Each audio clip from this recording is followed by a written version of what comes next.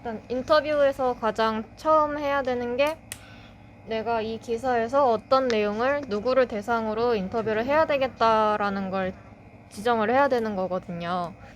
취재 대상한테 인터뷰 요청을 할 때는 내가 지금 어떤 기사를 쓰고 있고 이 기사를 왜 쓰게 됐고 어떤 취지의 기사이며 이 기사의 결론이 어느 방향으로 날 거다까지 설명을 해줘야 돼요. 그거에 있어서 내가 이 사람한테 인터뷰를 해줬을 때 내 말이 왜 실리고 어떤 내용으로 실릴지를 미리 알려줘야 되는 거거든요. 그리고 질문지 같은 경우에는 인터뷰 요청을 했을 때 상대방이 인터뷰를 해주겠다고 결정이 났을 때 바로 인터뷰 질문지까지 사전에 전달을 해줘서 상대방이 내 질문에 답변을 준비할 시간을 주는 게 그 사람이 좀 더 깔끔하고 좀 더 기사에 적합한 답변을 생각할 시간을 줄 수 있어서 그게 더 낫거든요. 그래서 당장 급하게 기사를 마감을 해야 되는 경우에는 어쩔 수 없겠지만 그렇지 않은 경우라면 최대한 질문지를 사전에 전달해서 답변을 준비할 시간을 주는 게 서로에게 더 이득이 돼요. 문제점을 제시를 하는 건 주민들의 의견을 듣는 게 가장 좋고요. 이런 문제가 있다고 제시를 하면서 기사를 시작하는 게 가장 좋고요. 그 다음에는 이제 뭐 대학 교수라든지 전문가들한테 이 문제에 대해서 조언을 구하는 게 또 중요해요.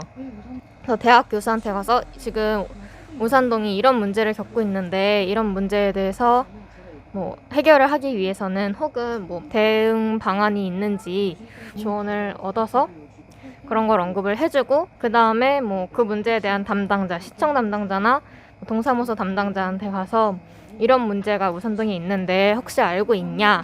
그리고 알고 있다면 시청에서는 혹은 담당자는 어떤 대응 방안을 준비 중이냐? 그리고 뭐 주민들이나 혹은 전문가한테 알아보니 이런 대응 방안이 있다고 하는데 이런 대응 방안을 원하는데 이렇게 해줄 수 있냐? 뭐 언제 진행이 가능하냐? 이런 거를 물어보면 만약에 이 중에서 뭔가 하나라도 빠지게 되면 그건 기자의 주관적인 의견이고 칼럼일 뿐이지 기사가 될 수는 없는 거예요.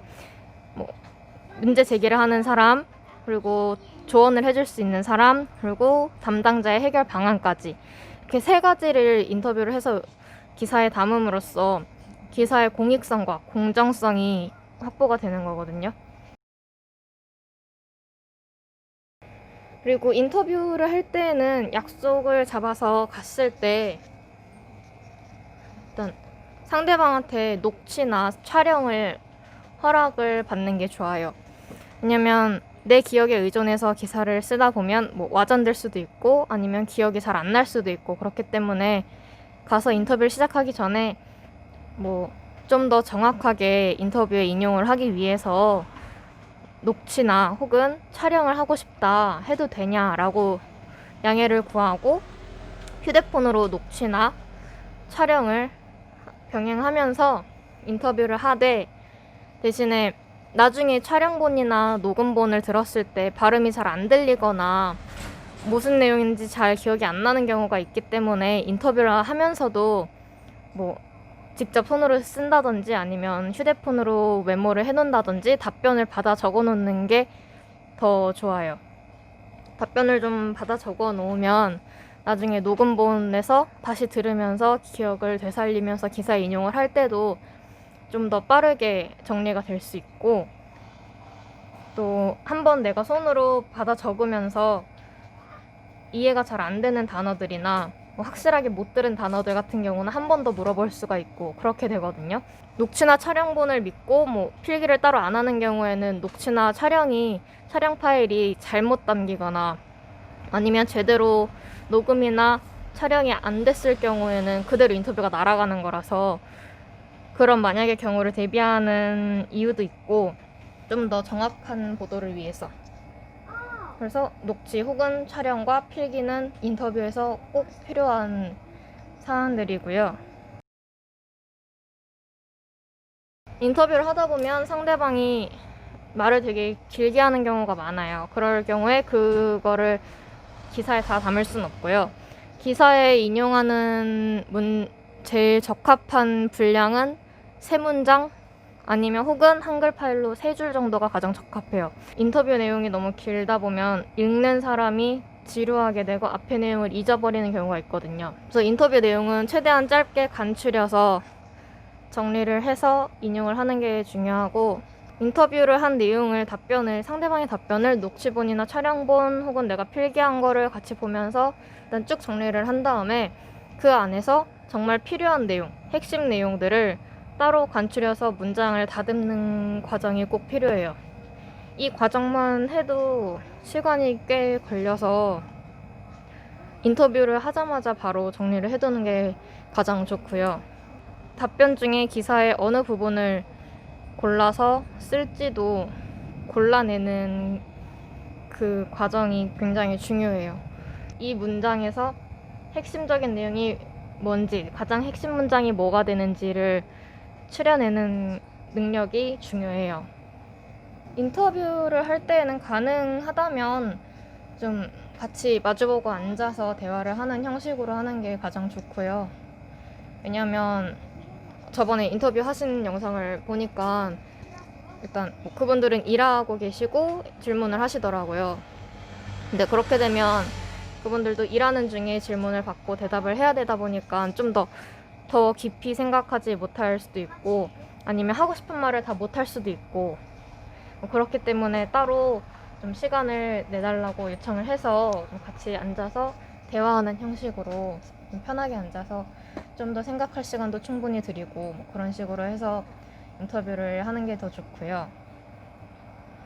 그리고 인터뷰를 할 때에는 녹음이나 촬영이나 상대방의 말이 제일 잘 들리게 하는 게 가장 중요해요. 상대방이 하는 말은 내가 다 기억을 못한단 말이에요. 그래서 조금이라도 더 상대방의 목소리가 잘 나오게끔 마이크를 상대방 쪽으로 놓고 한다든지, 아니면 카메라도 상대방의 목소리가 잘 들어가야 되니까 상대방 쪽에 좀 더 가깝게 둔다든지, 그런 식으로 하는 게 더 좋아요.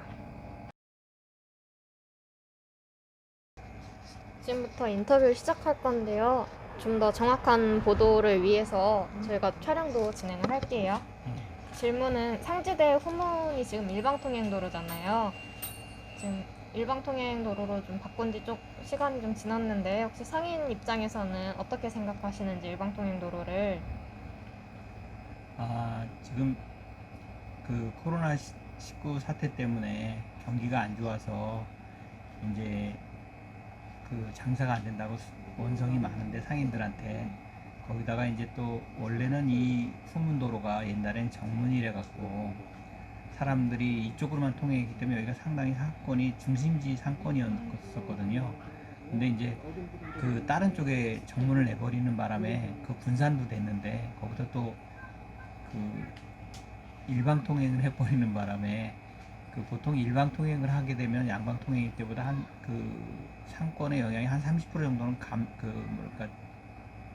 축소된다 그래나, 그 영업이 안 된다고 보통 그래요. 그래서 지금 시기도 그 정문이 옮겨가는 바람에 이제 안 좋았는데, 거기다 또 그거에다 또 잔펀치로 또 이제 일방 통행을 해버리고, 그래서 거기다가 또 이번에 상지대 후문이 일방통행도로가 된 지 좀 됐는데, 그거에 대해서 학부모 입장에서는 어떻게 생각하시는지 말씀해 주시겠어요? 지금 상지대 후문이 일방 통행으로 바뀐 후에 그 주위에 있는 이제 상가 분들이 매출이 많이 떨어졌다고 얘기를 하시는데, 저도 이제 학부모 입장에서는 초등학생이랑 이제 유치원 아이를 키우는 입장에서 그것보다 제 입장에서 먼저 생각해야 될 거는, 초등학교 인근 지역이라는 생각을 했을 때 제일 중요시 여겨야 될 건 아무래도 이제 저희 아이의 안전이라고 생각을 하거든요. 그래서 이제 제일 안전하기 위해서는 도로가 지금 일방 통행으로 운영이 되어 있다는 것에는 저는 찬성을 해요. 그 이유는 아무래도 일방 통행이다 보니까 차량 다니는 횟수도 줄고, 또 이제 그 다니는 길도 확보가 되고,